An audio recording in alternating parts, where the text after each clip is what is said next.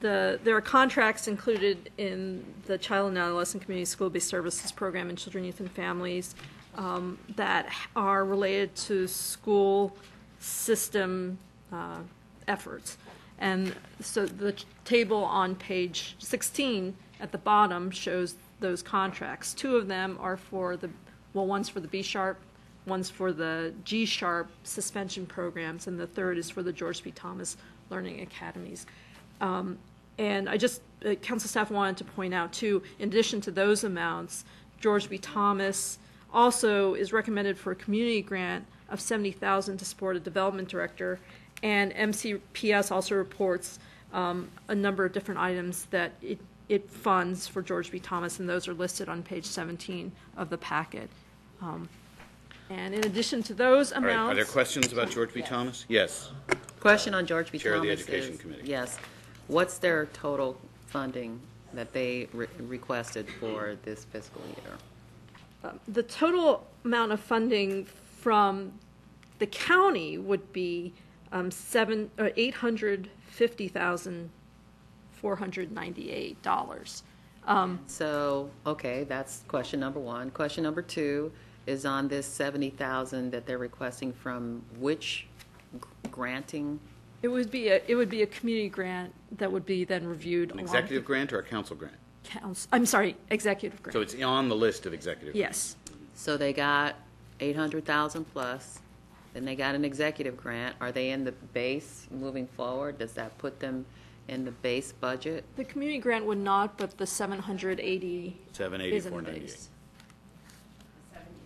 Yeah, I mean, really, these dollars also ought to be considered in maintenance of effort. There's no question about Yeah. it.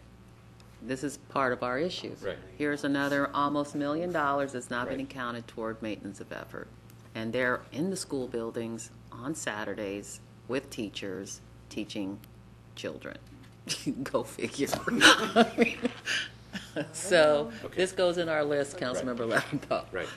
Okay. So, but are there objections to the county executive's recommendations I just want to say something. at this point, Mr. Andrews? Yeah. No, I wanted to just comment that I'm glad to see the funding in for the SHARP programs. It wasn't in At the two last couple sites. of years. Pardon me? At two sites, which is what the council added back into the budget Yes. last year. Okay, to and it ensure would the be our intent continuation to of these proceed with two sites? cost-effective programs, yeah. And so I can interpret your comments as supporting two sites. You can. And that's the sense of the committee, two sites. Okay? All right. Well, that concludes this meeting. Oh, I'm sorry, Mr. Wright. So part of my problem, and I'll have to rectify this in terms of writing notes at the end of the packet, is that I want to go back and ask a question about, and I apologize for my committee members, but on the high school wellness-based centers, I'm just trying to understand who's going to administer the two new schools, and who's going to handle the programmatic oversight and the contract monitoring that goes along with that, because we're expanding, a very large percentage. So I'm just trying to understand how that's going to be handled. The services themselves will be delivered by nonprofit partners who will be selected through a competitive process, which will begin very shortly. We'll be doing an RFP, and nonprofits will respond to that. And we are working to have an August 1 start date of contract with the nonprofit partners. The oversight and monitoring at this time is the responsibility of Luis Cardona, our Youth Violence Prevention Coordinator. Okay. There's also a somatic health element to Yes, I'm that. so sorry, yes. There's a somatic So health element. is there a program specialist that's designed to be under Mr. Cardona, I guess, then to assist, or is it now you're tripling the duty of that position? I mean, I'm assuming. There is not at this time. Was that something that the executive thought would be a part of? I was just going to go back and look. There's actually an addition of 3.5 staff, mostly on the nursing and somatic healthcare delivery side of the house. There's not an additional contract monitoring resource for Louise, for street out, for youth violence.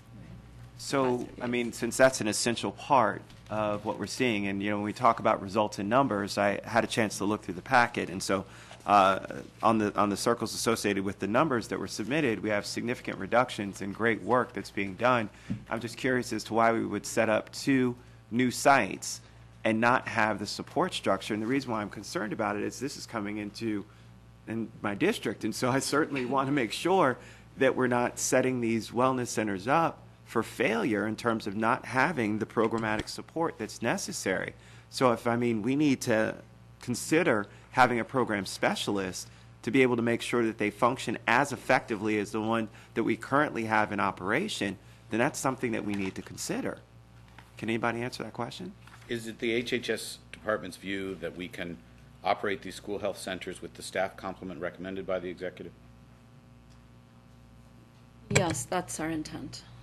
Thank you. Now I hear intent versus, there are two different words, two different words that are being used here, and so I want to be very clear about this because that's your intent, and everybody can have the greatest intentions in the world, and I know that you do, and I respect that, and so I'm placing you in a very difficult position here, but I consider it the same as the conversation I had with Mr. Stowe. If it's going to affect the service delivery of something that's as important as our children and making sure that we're intervening, I need to know if something's coming to my district and not going to have the staffing necessary, and we need to have that staffing allocated, and that's something that needs to be there. I respect the county executive. However, we need to, have that information. So is is that the best model for us, or is it something that we could do in terms of adding a program specialist to make sure that that operates as effectively as our current high school wellness centers do? Why don't we get numbers back to you? I As it appreciate stands that. right now, we were intending to manage it with the existing complement of staff. If there's additional data we can help provide. All right, we have a meeting in early May on deferred items. Yeah. So if it's the chair's If willingness? they have additional information, we'll consider it on our deferred items meeting. Thank you, Mr. Chair. Appreciate it. I don't know if the Ed Committee feels it's necessary. We're talking about staffing to run the school health centers. It's an HHS committee meeting on deferred items. If the Ed Committee members would like to join us, you're welcome to. I don't know if there's a need for a joint meeting. It's just one budget. Thank you so much, Mr. Chair. Please. I apologize for adding this at the end, but when we think about the pre-K services and the infants and toddler services for our youngest learners, I think it's on the chart about the funding for pre-K special education services at about $60 million a year. I think in terms of school readiness, those preschool special education programs are really vital to the Absolutely. success of our students. And along the infants and toddlers line, I believe MCPS contributes, I think it's about $20 million to support direct services for infants and toddlers as well. And I know that wasn't specifically a part of this conversation. It was listed in the chart, and I just wanted to really commend, again, our work with infants and toddlers and then within MCPS for those 3 through 5-year-olds that Right. we're serving. But that just underscores our point. The school system is contributing some because it recognizes that it's vital Yeah. to what happens once the kids actually enter kindergarten. But in terms of our efforts at school readiness, we ought to get credit for all of it. Thank you. All right? Okay, meeting adjourned. Thank you.